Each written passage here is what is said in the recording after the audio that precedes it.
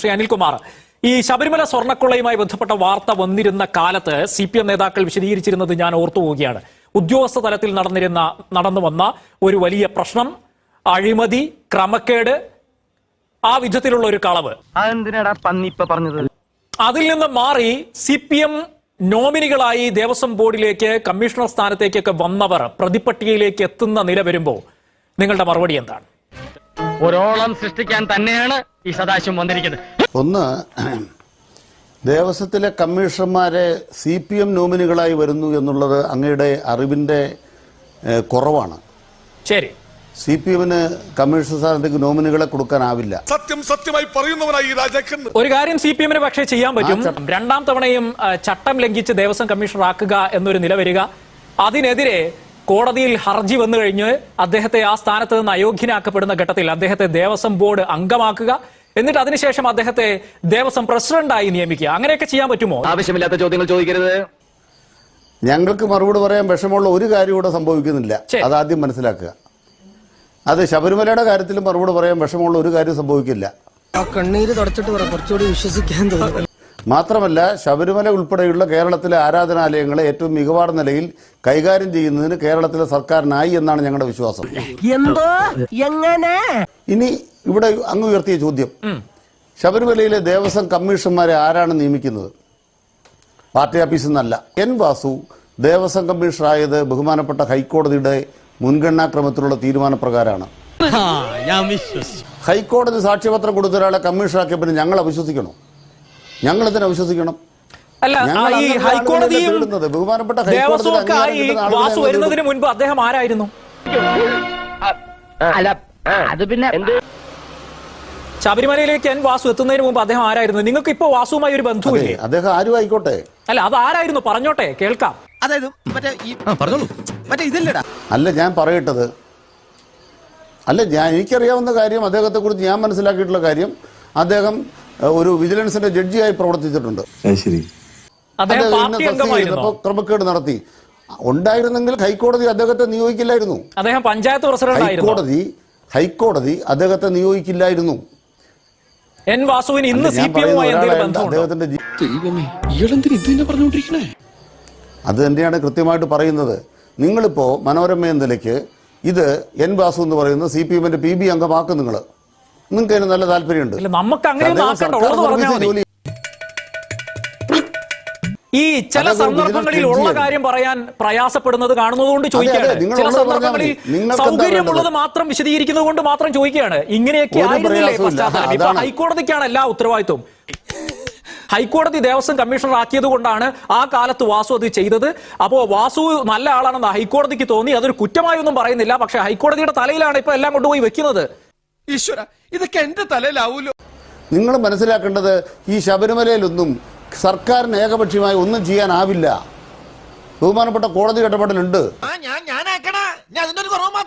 ഈ പറയുന്ന CPM പശ്ചാത്തലമുള്ള, CPMുമായി പ്രവർത്തിച്ചിട്ടുള്ള, CPMുമായി ബന്ധമുള്ള, പാർട്ടിയുടെ പഞ്ചായത്ത് പ്രസിഡന്റ് ആയിട്ടുള്ള, പാർട്ടിയിൽ അംഗമായിട്ടുള്ള N. വാസു എന്ന് പറയുന്ന വ്യക്തിയെ കമ്മീഷണറായി കഴിഞ്ഞ ശേഷം രണ്ടാം ടേമിൽ അദ്ദേഹത്തിന് കമ്മീഷണർ ചുമതല നൽകിയപ്പോൾ അതിനകത്ത് അയോഗ്യത കോടതിയിൽ ബോധ്യപ്പെടുകയും കോടതി അദ്ദേഹത്തെ അയോഗ്യനാക്കുകയും ചെയ്ത ശേഷം അദ്ദേഹത്തെ ദേവസ്വം അംഗമാക്കുകയും പിന്നീട് അദ്ദേഹത്തെ ശബരിമലയിൽ അദ്ദേഹത്തിന്റെ സ്ഥാനം ഉറപ്പാക്കി കൊടുത്ത് അദ്ദേഹത്തെ പ്രസിഡന്റ് ആക്കുകയും ചെയ്തത് രാഷ്ട്രീയ ബലത്തിലാണ്, CPMന്റെ ബലത്തിലാണ്, സർക്കാരാണ്. അപ്പൊ ആ ഉത്തരവാദിത്തത്തിൽ നിന്ന് ഒഴിഞ്ഞു മാറാൻ പറ്റില്ലല്ലോ. ഇവൻ ശരിയല്ല. അവനല്ല ശരിയല്ലാത്തത്, നീയാ. അമിതമായ ആവേശമൊന്നും വേണ്ട കേട്ടോ. കാരണം അതിനുള്ളതൊന്നും സംഭവിച്ചിട്ടില്ല. പോറ്റുകെട്ട സ്വർണ്ണം എല്ലാം കണ്ടെത്തിയിട്ടുണ്ട്. ഗോവർദ്ധന്റെ സ്വർണ്ണക്കടയിൽ നിന്ന് കണ്ടെത്തിയിട്ടുണ്ട്. ബഹുമാനപ്പെട്ട തന്ത്രി ഉദ്ഘാടനം ചെയ്ത സ്വർണ്ണക്കടയാണ്. പോറ്റുകെട്ട സ്വർണ്ണം എല്ലാം കണ്ടെത്തിയിട്ടുണ്ട് എന്ന് താങ്കൾ ഉറപ്പിക്കുന്നത് എന്ത് വസ്തുതയുടെ ബലത്തിലാണ്? ഞാൻ പറയുന്ന കാര്യം ഒന്ന് കേൾക്കൂ, ദയവായി ഒന്ന് കേൾക്കൂ. ഇങ്ങനെ പോയാ മിക്കവാറും എന്റെ കയ്യിൽ ഞാൻ തല്ല് വാങ്ങിക്കും. ശബരിമലയിൽ നടന്നതിന് ഒരു തരിമ്പ് പോലും തെറ്റായ ഒന്നിനെ ന്യായീകരിക്കാൻ ഞങ്ങളില്ല. അതാണ് ഞങ്ങളുടെ ഒന്നാമത്തെ പോയിന്റ്. ഞങ്ങളുടെ ഫസ്റ്റ് കേസ് എന്ന് പറയുന്നത് പ്രതിപക്ഷമല്ല, കോടതി പിടിച്ച കള്ളത്തരമാണല്ലോ. അതുകൊണ്ട് ഇതിനകത്ത് ന്യായീകരിക്കാനും പറ്റില്ല. 2019 കളവ് നടന്നു. 2025 ഈ ശില്പങ്ങൾ വീണ്ടും സ്വർണം പൂശാൻ കൊണ്ടുപോയി. തിരിച്ചു വന്നപ്പോൾ സ്വർണത്തിന്റെ അളവ് വർദ്ധിച്ചു. വായുനൂലും പറഞ്ഞാണ്ടല്ലോ. എന്ത് വസ്തുതയാണ് താങ്കൾ പറയുന്നത് എനിക്ക് മനസ്സിലാകുന്നില്ല. ഈ കണക്കും കാര്യമൊക്കെ എവിടെ നിന്നാണ് താങ്കൾ ഉദ്ധരിക്കുന്നതെന്ന് എനിക്ക് മനസ്സിലാകുന്നില്ല. ഇയാൾക്ക് തലയ്ക്ക് എന്താ തകരാറാണ് മേഡം? എന്തിനാണ് പോറ്റിയുടെ കയ്യിൽ കള്ളത്തരം രേഖകളിൽ രേഖപ്പെടുത്തപ്പെട്ടിട്ടും ബോധ്യപ്പെട്ടിട്ടും 19ലെയും 21ലെയും കാര്യങ്ങൾ ദേവസ്വം ഉദ്യോഗസ്ഥർക്ക് ബോധ്യപ്പെട്ടിട്ടും 25ൽ വീണ്ടും സ്വർണം പൂശാൻ പോറ്റിക്ക് അവസരം ഒരുക്കി കൊടുക്കുകയും കൊണ്ടുപോവുകയും ചെയ്തത് എന്തിനാണ്? നിങ്ങൾ മനസ്സിലായിട്ടില്ല. ഒന്നാമത്തെ കാര്യം, 2019 21 ഈ പോറ്റിയുടെ ഭാഗത്ത് ഈ ക്രമക്കേടുണ്ടെന്നുള്ളതിന് ഏതെങ്കിലും തരത്തിൽ ഔദ്യോഗികമായ രേഖകൾ ദേവസ്വം ബോർഡിന് മുന്നിൽ വന്നതായിട്ട് ഞാൻ മനസ്സിലാക്കിയിട്ടില്ല. സ്വർണത്തിന്റെ കുറവ് ബോധ്യപ്പെട്ടിരുന്നോ ദേവസ്വം ബോർഡിന്? 6 ഉത്തരവിറക്കി ബഹുമാനപ്പെട്ട കോടതി 2025 കാര്യത്തിന് കേസെടുക്കാൻ പറഞ്ഞില്ല. ഞാൻ ആ ഉത്തരവ് വായിച്ചു നോക്കി. അതിനർത്ഥം എന്താണ്? പിണറായി സർക്കാരിന്റെ കാലത്ത് ക്രമക്കേടുകൾ തുടരുന്നില്ല. എനിക്കിത് ഇങ്ങനത്തെ ഓരോന്ന് കേൾക്കുമ്പോ പറഞ്ഞ ബഹുമാനപ്പെട്ട ഹൈക്കോടതി പരിശോധന നടത്തി ഒരാളെ അവിടെ കമ്മീഷനാക്കി വെച്ചാൽ ആ ആള് വിശകാണ് എന്ന് വിവരം കാണും ഞങ്ങളുടെ ഇല്ല. നിങ്ങളുടെ കയ്യിൽ വിവരം എത്തുകയും പൊതുസമൂഹത്തിന് മുമ്പിൽ വിവരം എത്തുകയും ചെയ്ത ശേഷവും ബോധ്യപ്പെടാത്ത CPM നേതൃത്വത്തിന്റെ പ്രതികരണമാണ് ഞാനാ പറഞ്ഞത്. എന്ന് വെച്ചാൽ ഇത് അന്നത്തെ കാലത്തല്ല, 2019 കഴിഞ്ഞ മാസം 17-ാം തീയതി അല്ലല്ല, കഴിഞ്ഞ മാസം 17-ാം തീയതി മേഴ്സിക്കുട്ടിയമ്മ പറഞ്ഞത്. കഴിഞ്ഞ മാസം 17-ാം തീയതി. ഇപ്പോഴാണ് തിരുത്തുന്നത്. ഇനി പറ്റില്ല, തിരുത്താതെ പറ്റില്ല എന്ന നില വന്നപ്പോ ഇത് വടി കൊടുത്ത് അടി വാങ്ങുന്ന പരിപാടിയാണല്ലോ ബാബു. അതെ അതെ, ഞങ്ങൾ അന്നും ഇന്നും ഒരേ കാര്യമാണ് പറയണത്. അല്ല, നിങ്ങൾ അന്നും ഇന്നും പല കാര്യങ്ങളാണ് പറയുന്നത്. ഒരു വിട്ടുവീഴ്ച ഉണ്ടാവില്ല. 2, നിങ്ങൾ ഈ പറയുന്ന ഒരിക്കലും മാറ്റി പറഞ്ഞിട്ടില്ല. നിങ്ങൾ മാറ്റി പറഞ്ഞു. ഇതൊരു നടക്ക് പോണ മാതിരില്ല. ഞങ്ങൾക്ക് തന്റെ ഇടമുണ്ട് പറയാൻ. നിങ്ങൾ മാറ്റി പറയുന്നുണ്ട്. നിങ്ങൾ പറഞ്ഞതിൽ ഉറച്ചു നിൽക്കുന്നില്ല.